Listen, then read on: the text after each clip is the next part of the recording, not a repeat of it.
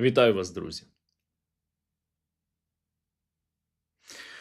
Не казатиму доброго дня, тому що ви самі бачите, який він ще з вчорашнього дня.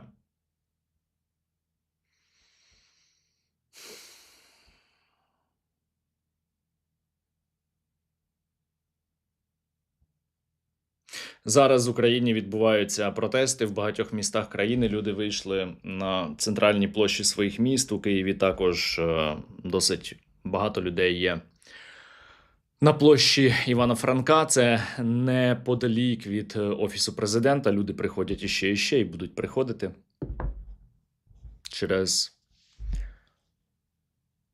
одне з найбільш недалекоглядних, суперечливих і шкідливих для нашої оборони кадрових рішень за усю війну, а саме через відставку Михайла Федорова з посади міністра оборони України.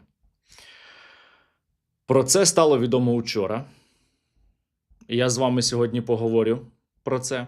Не дуже багато часу в мене є, якщо чесно, бо є ще деякі важливі справи.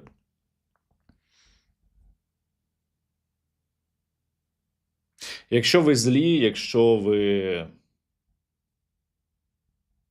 відчуваєте тривогу чи нерозуміння того, що відбувається, як я, наприклад, закиньте на русоріз. От я просто зараз візьму і закину.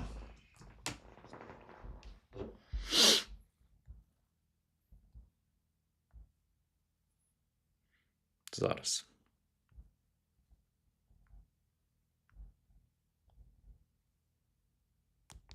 Є. Закинув на русоріз.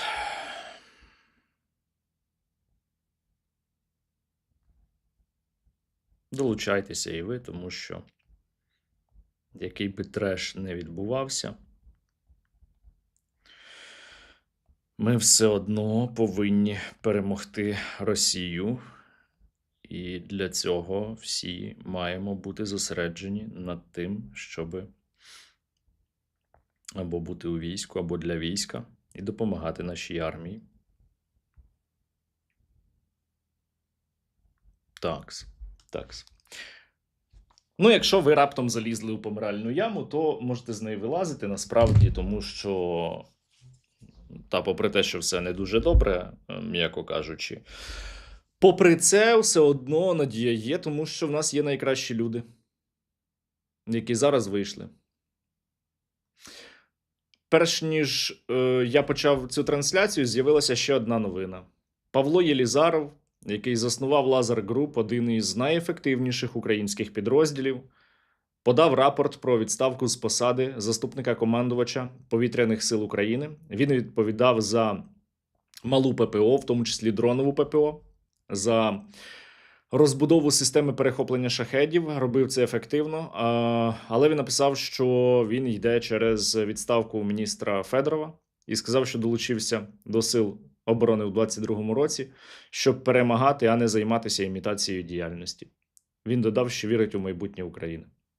Я розумію Павла, бо я знаю також, що останнім часом йому не дуже давали працювати. Скажу тепер, як є. Дорогі друзі, я знаю, що ви дивитеся мене, читаєте. До речі, підпишіться і на Телеграм підпишіться. Я знаю, що ви дивитеся мене і читаєте, тому що я чесний перед вами. Я не завжди можу все говорити публічно, що думаю і що знаю, тому що в умовах війни це не завжди допустимо. Тому що кожне слово, кожну дію треба зважувати крізь призму того, чи допоможе це моїй країні перемогти у війні. Сьогодні я так само буду із вами чесним. І відверто скажу, що зараз, в ці хвилини, я проводжу трансляцію і з вами спілкуюся. Але не закликаю вас йти на мітинги і не знаходжуся на мітингах, тому що, принаймні до сьогодні, я був радником Михайла Федорова, і я не хочу створити йому додаткові проблеми своїми закликами тощо. Але водночас Я маю сказати, що ми живемо у демократичній країні, і кожен громадянин України може сам ухвалювати рішення, що йому робити, яку позицію йому озвучувати.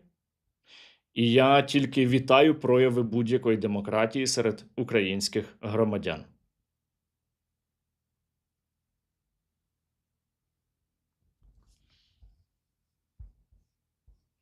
З іншого боку, мені здається, зараз ми опинилися в тій точці, коли та кіт не кричи. Кіт кричить, це нормально? Треба пустити, бо буде верещать, вибачте. Заходь. Заходь, давай, заходь. І сюди. Ні, не ховайся. Ось, хай всі бачать, хто не дає мені проводити трансляцію, хто верещить, та хто не дає мені поговорити з людьми на важливу тему. От, для вашого розуміння. Оце цей кіт. Кіт, як ти думаєш, що відбувається в країні? От я так вважаю. Все, кіт, не заважай. У кота тут свій протест, та він теж кричить. Значить, про що я говорив?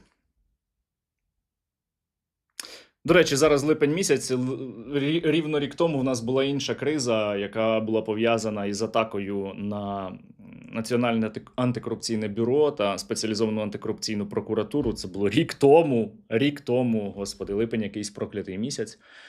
І тоді ці події спричинили кризу в країні, та кризу довіри до влади, то що ви всі це прекрасно пам'ятаєте, як і я. І цю кризу стишили кадровими змінами, та? Неохоче, але звільнили Єрмака. Замість нього призначили Буданова. Потім призначили міністром оборони Михайла Федорова. Він мене покликав також у свою команду, і я вам одразу скажу, що це єдина команда, до якої зараз, за нинішніх обставин, я міг би, в принципі, долучитися. І я тоді повірив, ось півроку тому, бо міністр пропрацював півроку. Півроку тому я наївно повірив у можливість реальної армійської реформи. Мушу визнати, я був дуже наївною людиною. Мушу визнати, я навіть перші кілька місяців у це продовжував вірити, тому що я не міг передбачити, що таке станеться, як сталося вчора. Відверто кажучи, та? Ні, десь там я здогадувався, що щось подібне може відбутися, але я думав, що все ж таки, побудова ефективного війська, ефективної системи закупівель важливіше за все інше, але. Спершу міністра почали атакувати різні інформаційні помийки, які почали купувати за мільйони доларів саме для того, щоб здійснювати такі атаки. І от учора президент України дав зрозуміти, що він не бачить далі міністром оборони Михайла Федорова. Чому? Ми з вами поговоримо детальніше. Але спершу закиньте на русаріз, тому що би там не відбувалося, важливо допомагати війську. І тим паче, що зараз треба буде допомагати іще більше. Бо я, відверто кажучи, не маю надій на те, що принаймні з FPV-дронами далі у нас у армії стане краще.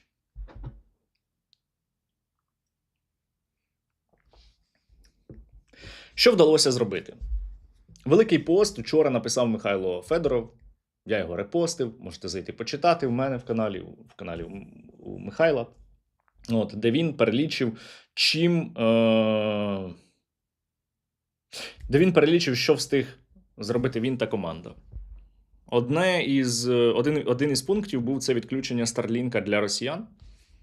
І я дуже добре пам'ятаю, як це відбувалося.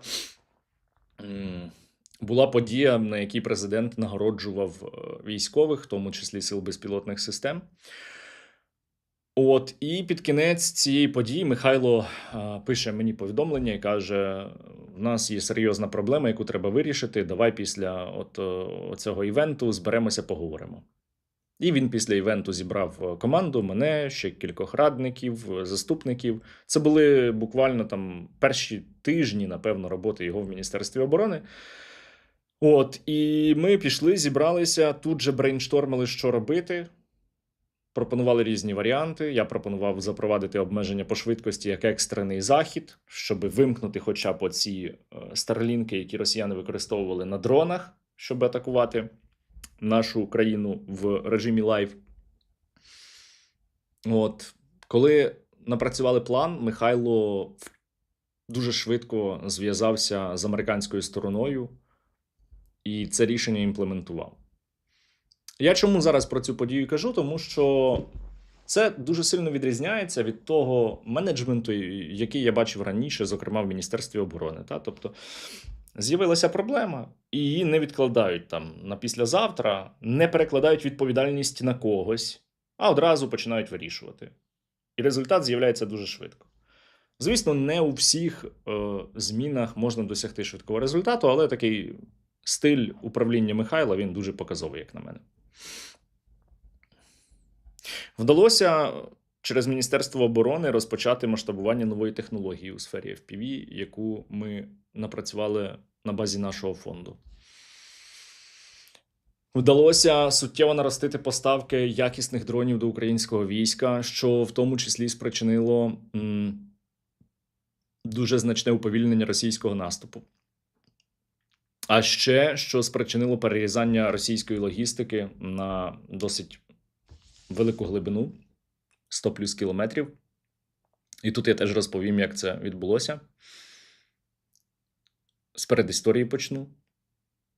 У нас в Україні перші middle strike, тобто дрони там середньої дальності, образно кажучи, 30-300 кілометрів, там по-різному їх категоризують, але хай буде так, 30-300 кілометрів, на базі FPV почали з'являтися, напевно, в кінці 23-го року.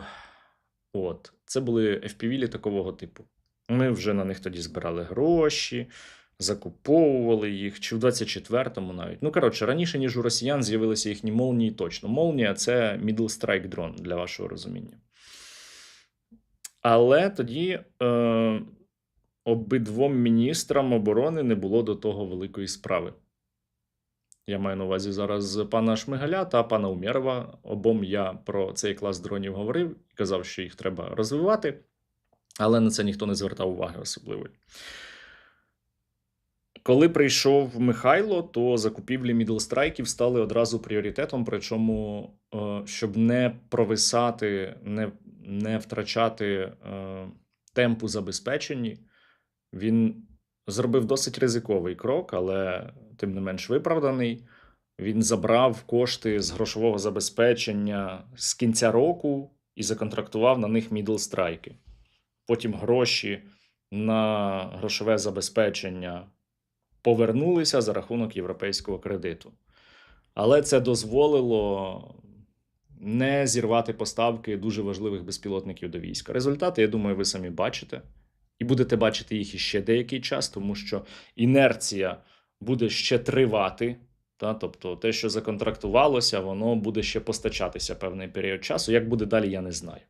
Я кажу, як є. Ось. Також Міністерство оборони провело аудит втрат і не тільки. Багато різних аудитів. Я не казатиму публічно те, що я знаю про ці аудити. Але я озвучу, що свого часу я до Умєрова також приходив і казав, що нам потрібно провести аудит втрат і розуміти, скільки ми втрачаємо людей, в якому бойовому підрозділі. Це буде в тому числі і рейтинг командирів формувати. Командир, у якого невиправдано високі втрати, має щонайменше бути знятий з посади, а в ідеалі ще й має бути розслідування щодо нього.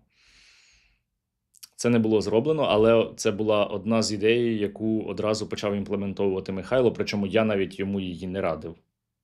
Не встиг навіть сказати. Тобто тут навіть наші думки збігалися. Кардинально змінилася система закупівель. І це, напевно, основна причина інформаційних атак на міністра оборони, вже екс-міністра оборони Михайла Федорова. закупівлі почали переводити на тендерну процедуру разом з якісним критерієм, що дуже важливо.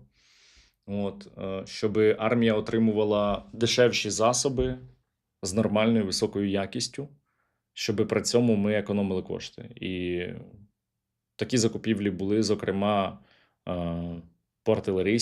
по артилерійських снарядах, де вдалося зекономити. В цифрах зараз не скажу, але якщо взяти в цілому артилерію і перші дрони, які контрактувалися за тендерною процедурою, це точно мільярди доларів зекономлених грошей. Але набагато більше ми не встигли зробити. Це я не всі приклади навів. Там в мене є ще мої треки, якими тільки я займався.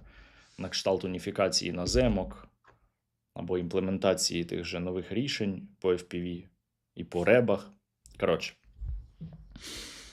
Набагато більше ми не встигли зробити, тому що 6 місяців – це дуже короткий строк для роботи в міністерстві. Насправді, я помітив, що тільки за останні 2 місяці я почав входити в роботу, бо перші 4 місяці – це адаптація, це там з'ясувати, що як працює, кого треба лишити, кого треба звільнити. До речі, дуже багатьох людей з Міністерства оборони звільнили, бо вони не пройшли поліграф і могли бути агентами інших компаній. Не встигли дотиснути всі тендери.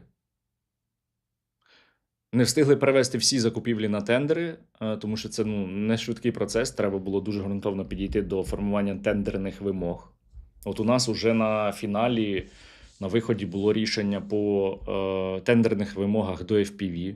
Ми в нього закладали дуже таке, футуристичне бачення з тим, що ми розуміли, що сьогодні ми оголосимо про тендерні закупівлі, будуть укладені контракти, а дрони будуть постачатися через місяці 4-6.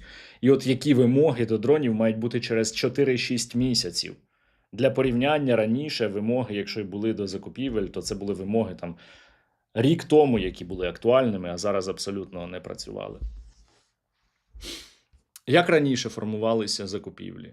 Значить, раніше хтось у Генеральному штабі міг ткнути пальцем в небо і сказати: купуйте дрони, ось FPV. Я не буду казати за іншу номенклатуру, я буду казати те, в чому я розбираюсь добре. Ось, наприклад, є дрон FPV компанії X, купуйте тільки його. Чому таке рішення ухвалюється? Ніхто не пояснює. Чому не взяти дешевші і якісніші дрони у компанії Z? Теж ніхто не пояснює. Було абсолютно непрозоре формування закупівель, номенклатури закупівель у сфері FPV, зокрема. Це не вдалося остаточно змінити. Частково так, але не остаточно. І то, я думаю, що, можливо, це і відходять назад тепер, якщо все так залишиться, як зараз. Маю на увазі по кадрових змінах. Не вдалося провести реформу мобілізації, бо вона вже була підготовлена, але не отримала остаточного затвердження. І було дуже багато опору всередині армійської системи. Я не буду наводити історії, які я знаю по роботі заступників міністра. Я знову буду говорити про те, що я бачив, і те, з чим я особисто стикався. Я ж про це публічно не розказував, тому що я вважав, і правильно вважав, що якщо я навіть радник, навіть позаштатний міністра оборони, то все, що я скажу, це може бути позицією Міністерства оборони, може бути так сприйнято. І тому навіть коли щось траплялося, я намагався це не публічно владнати.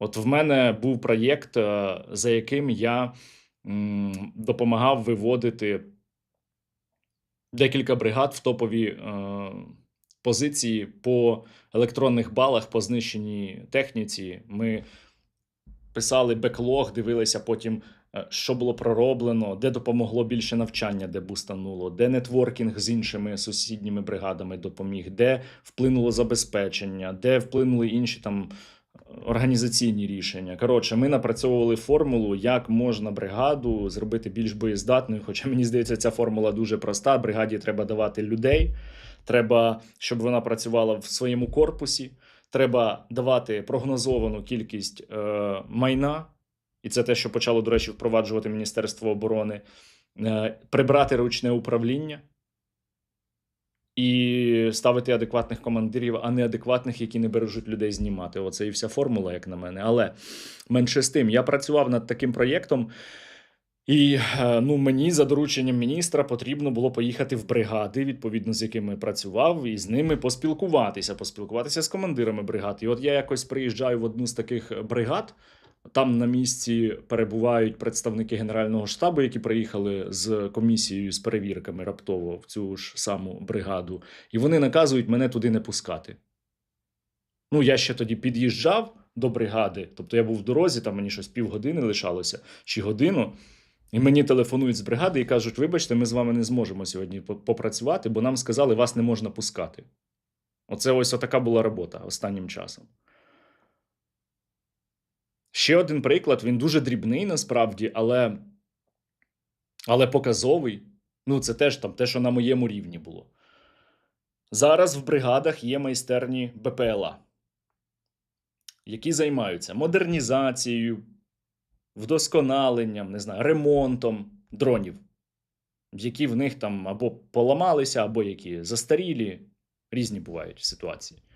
Вони де-факто це роблять. Вони там ще роблять самі боєприпаси, вибухівку споряджають в них. Це вже є у війську, це вже працює. Але штатки під це нема. Тобто ці військові, вони на інших посадах. Вони там можуть бути мінометниками, стрільцями, ким завгодно, але не інженери, наприклад, там в майстерні. І от треба було це легалізувати. Наша команда напрацьовувала рішення для того, щоб легалізувати це.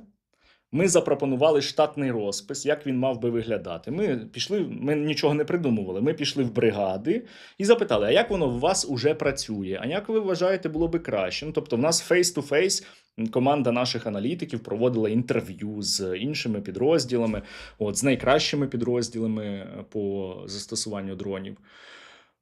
І ми, зрештою, напрацювали документ про те, як мала би виглядати штатка майстерень при бригадах. А далі ж цей документ мав би піти по бюрократичній процедурі і бути затверджений також і Генеральним штабом. І от коли він пішов до Генерального штабу, там цей документ десь зник, розчинився. Я почав шукати, де ж він розчинився? Чому немає руху у цьому простому кейсі? Це ж не політичне якесь рішення потрібне, погодьтеся. Дрібне насправді питання. Дати штатку людям, щоб вони могли працювати легально в майстернях при своїх бригадах. Я почав писати заступнику головнокомандувача, що нам потрібно це питання вирішити. Він пішов спершу на контакт, сказав: ми там кудись відправили нового листа, зараз я вам скажу реквізити, знайдіть його, і там розберемося, ми ж звісно. І нічого не зробив. Проходить ще декілька днів, я йому нагадую, кажу: пане генерале, дайте, будь ласка, реквізити, ми ж маємо це питання реалізувати. Він каже: та, звісно. І пропадає. Потім я йому пишу, він не відповідає на повідомлення, потім я йому телефоную, він не відповідає на дзвінки. Це саботаж. Я це можу назвати тільки так. Робота блокувалася насправді постійно. Давайте не постійно, а останні місяці. Пару місяців точно. І я останні тижні вже ставив сам собі питання. От я багато в чому наступаю собі на горло, стримую себе. Це виправдано для того, щоб здійснити реальні зміни. От якщо тут я не буду, говорити про цю проблему, яка зараз сталася з штаткою, публічно, буду намагатися її вирішити не публічно, а я завжди так намагався робити, і публічно я говорив тільки, коли це вже не вирішувалося не публічно, то окей, я пожертвую своєю репутацією десь. Окей, я пожертвую тим, що люди почнуть мені ставити питання, а чого ж ти не прокоментував ту чи іншу тему. Але я принаймні зроблю свою роботу. І зроблю її добре. Але ніфіга. Тобто, я і самоцензурою займався, щоб не нашкодити роботі міністерства, але й працювати вже не давали. І я став ставити собі питання, а для чого тоді це все? Що я там роблю? Михайло робить величезну роботу. Вся команда робить величезну роботу. Але неможливо впровадити реальні реформи, якщо їх саботують і блокують.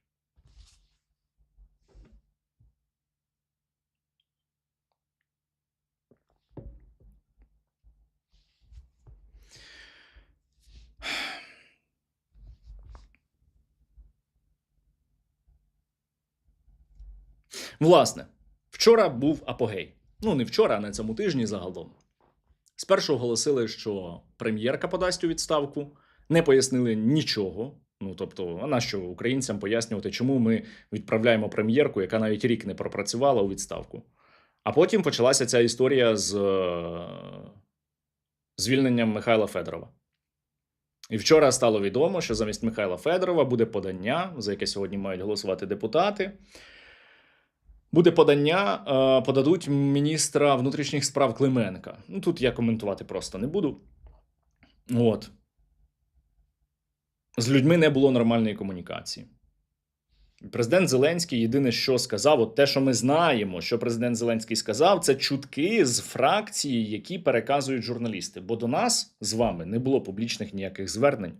Вчора, здається, взагалі не було вечірнього звернення.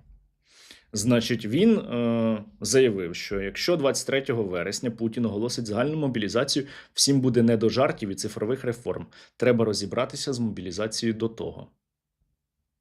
Погоджуюся, з мобілізацією треба розібратися. За інформацією УП, президент сказав про це на засіданні фракції СН вчора ввечері. Міністерство, обґрунтовуючи необхідність більш ефективної роботи Міністерства оборони та припинення конфлікту між МО та армією. Так цей конфлікт розпалив пан головнокомандувач, як на мене. Зеленський замінить Федорова через те, що у нього та Сирського різне бачення війни. Президент сказав, що Федоров та міністерство робили закупівлі на власний розсуд, а не так, як запитував Генштаб. А як Генштаб раніше запитував? А він казав, а підіть і купіть дрони компанії X, ось оці. Це, звісно, було ніяк не корупційно, без жодних ризиків. Це було дуже правильно і дуже прозоро. Саме так і мають базуватися закупівлі, відбуватися, так. Це, зокрема, стосувалося і закупівлі артснарядів. Про закупівлі артснарядів маю розповісти. Значить, Міністерство оборони відмовилося від закупівель коротких пострілів до артилерії на 15 кілометрів, які стріляють, тому що зараз кілзона 15-20 кілометрів, і стріляти з артилерії такими снарядами – це, щонайменше дуже ризиковано. Можна втратити людей і гармати.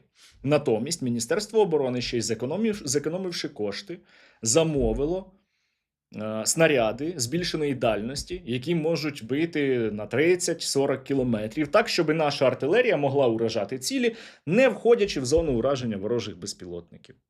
Ось що зробило Міністерство оборони по артилерійських снарядах. По факту, вчора також, за заявами журналістів, президент сказав, що взагалі треба було би всіх звільнити, і Сирського, і Федорова, тому він звільнив Федорова. Ну, окей, нехай. Давайте подивимося тоді на пана Сирського. Те, що в нас відбувається з його особистою гвардією, з деякими штурмовими підрозділами, і навіть однією механізованою бригадою, яку придали до одного з штурмових полків, це криміналізація українського війська. Це перетворення української армії, принаймні деяких її з'єднань, на аналог російських з'єднань. Чому я так кажу? Тому що, як показують публічні скандали останнього часу, в цих підрозділах людей могли катувати, вбивати, бити, піддавати іншим формам насильства. Один з військових, який сам просився в армію, помер після того, як його прив'язали до квадроцикла і волочили по землі. Сьогодні я побачив іншу новину про те, що було викрадено морського піхотинця. Потім його тіло знайшли без внутрішніх органів і без голови, а його автівка опинилася в скелі. Як так відбувається?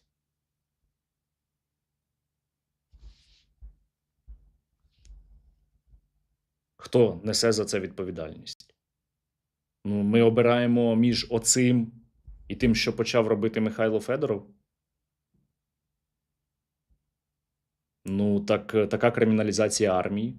Он нещодавно ще колишній начальник штабу Скелі викрав, за його наказом було викрадено 2 людей та вбито.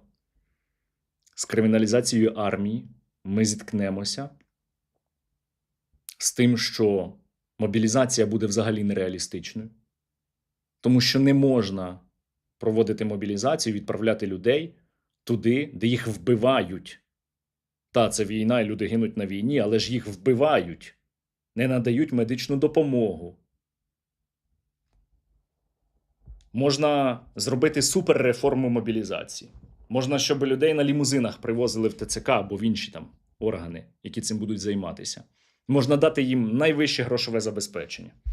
Можна що завгодно для них зробити, але це все не матиме жодного значення, якщо ця людина загине у перші ж дні, як вона потрапить у такий підрозділ. І я вважаю, це злочин проти власної країни та власної обороноздатності. Те, що відбувається у цих деяких штурмових формуваннях. Так не можна робити з людьми. Там є багато крутих, достойних бійців, і з деякими з них я спілкуюся. І деякі з них йдуть звідти в СЗЧ і звертаються до мене і питають, а що нам робити? Але те, що там влаштувало командування, на жаль, щонайменше за мовчання вищого військового командування. Це жахіття, так не можна робити. І ніхто не зробить нормальну мобілізацію, якщо такі практики будуть і далі в армії.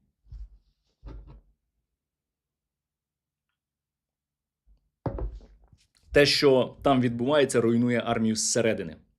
Тому що це питання світоглядне, це питання принципів. Що мають подумати люди, як вони мають собі відповісти на питання, за що бореться наша нація, якщо у нас заохочується ось оце.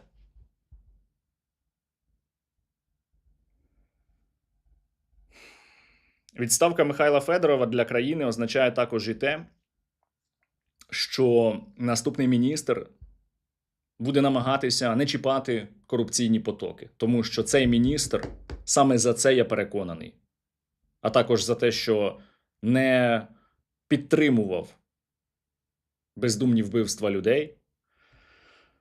Так от, наступний міністр буде боятися чіпати будь-які корупційні потоки, бо у нього вже буде приклад перед очима, що сталося з попереднім міністром, якому навіть не дали часу провести реформи. Що це означає для країни, я думаю, тут без коментарів. Ми точно не стали сильнішими сьогодні. Крім того, це великий удар по єдності всередині країни.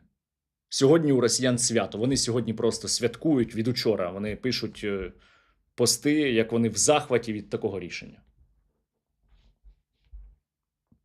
Це також підриває і довіру партнерів до нас. А про що можна домовлятися з нами, якщо ось така ситуація стається з міністром оборони? Та й домовлялися з одним міністром оборони, завтра інший.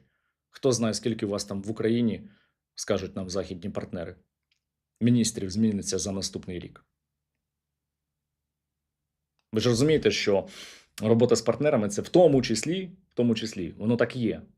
І побудова певних там людських відносин з іншими міністрами інших країн. Ну, але вже як є. Вже як є.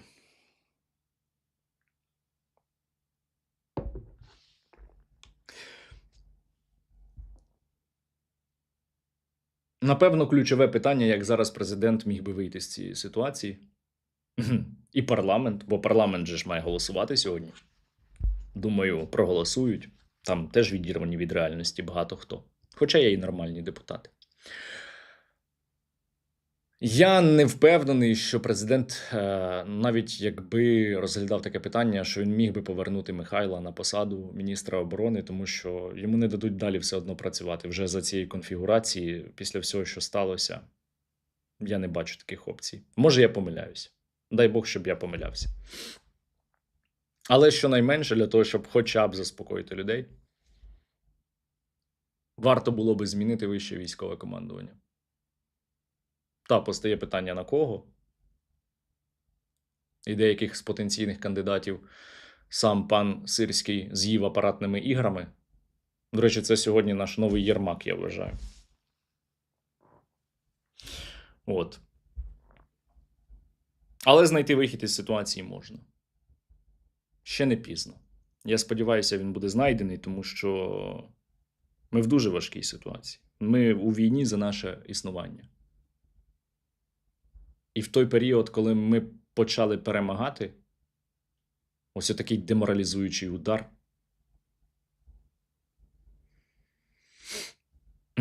Добре.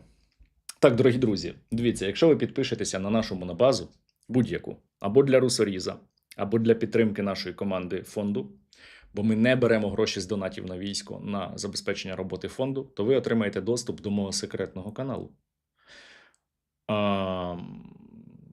Всі посилання є в описі і будуть в закріпленому коментарі. І от коли ви є в секретному каналі, ви можете в пріоритетному порядку мені ставити питання до трансляції, а я буду на них відповідати. Або ставити питання гостям моїх подкастів. Так от, я виписав деякі питання, зараз на них спробую відповісти, а ви поки задонатьте на армію, тому що все одно Росію треба здолати. Попри наші внутрішні негаразди.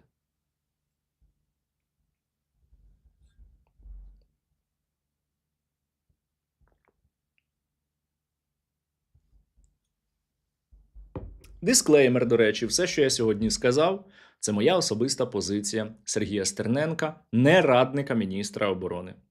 Бо я таким вже не є. Отже, питання.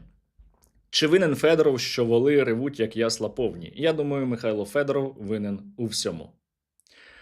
Питання таке, що тепер буде з армійською реформою, контрактами новими і головне з другою частиною реформи, що анонсована до кінця літа? Ну, очевидно, що реформи не буде.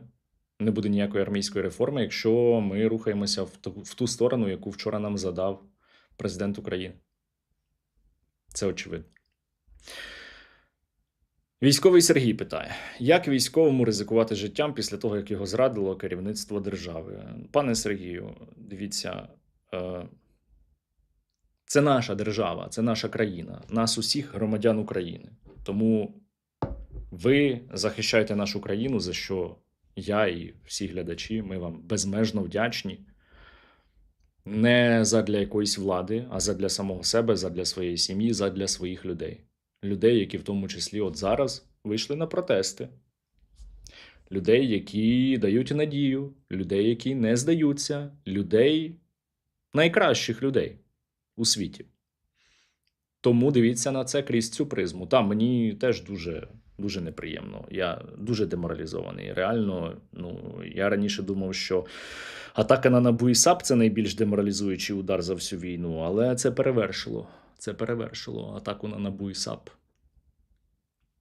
Чи є сенс далі щось взагалі робити, чи може просто пора валити звідси тим, хто може і все? Ні, дивіться, ми все одно, це наша країна, і чим більше тут буде адекватних людей, чим гучніше вони говоритимуть, тим більш адекватні події у нас будуть відбуватися і рішення будуть ухвалюватися. Тому, якщо ви здастеся, то ви точно зробите гірше для своєї країни. Так не можна. Хто такий Корецький? З якого дива ставити прем'єром креатуру з бензиново-енергетичного бізнесу, де всі процеси закони прописані під безумовне отримання прибутків в набагато важчу сферу, де потрібні асиметричні рішення і вічно бракує коштів, державне управління країною? Я з вами не погоджуся, я знаю пана Сергія, і я його насправді позитивно оцінюю і характеризую, він дуже сильний менеджер, причому менеджер, який вміє працювати і в кризових ситуаціях, і оце рішення позитивне для мене. Проте я йому не заздрю в тому плані, що він починає свою роботу, якщо за нього проголосують, я ж зараз не дивлюсь новини. Я не заздрю йому через те, що його робота може початися з отакого скандалу. Та й він технократ. Може, він теж не затримається дуже надовго. Просто через те, що буде ефективним. Не знаю. Це все якийсь такий бляха дурний, як наче дурний сон.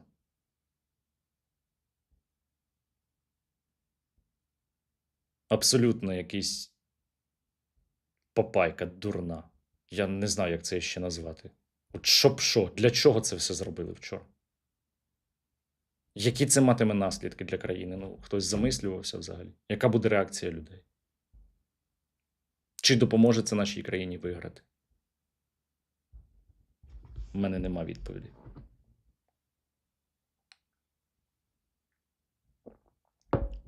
Наскільки повпливає відставка Федорова на роботу по НПЗ та ізоляцію Криму? Ну, як я вже казав, все одно навіть по тих же поставках дронів до війська буде ще певна інерційність. Я думаю, що до кінця цього року, принаймні там по middle deep страйках, ще буде активний рух. Як буде далі, ну я не знаю. Не хочу прогнозувати.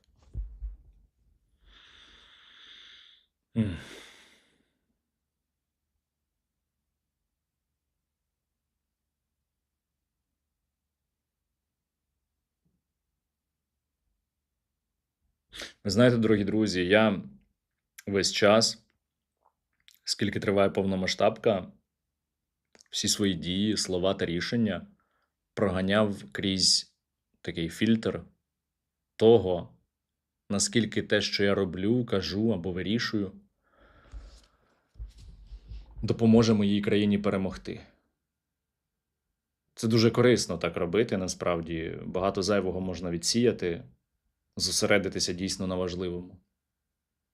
Але я точно можу сказати, що те, що вчора відбулося, те, що відбувається зараз, це віддаляє Україну від перемоги. Це вигідно лише Російській Федерації. Я все ще вірю, що можна знайти вихід із цієї ситуації. Щонайменше, хоча б замінивши головнокомандувача і начальника Генерального штабу, який йому допомагає криміналізувати армію. Але рішення за президентом. І я не знаю, яким воно буде. Але я знаю точно, що якщо не боротися, якщо мовчати, якщо не виступати проти свавілля, то тоді ми приречені. А поки є ви, поки вам не байдуже, поки ви говорите і кричите, Україна є і Україна буде. Дякую вам, друзі. Слава Україні!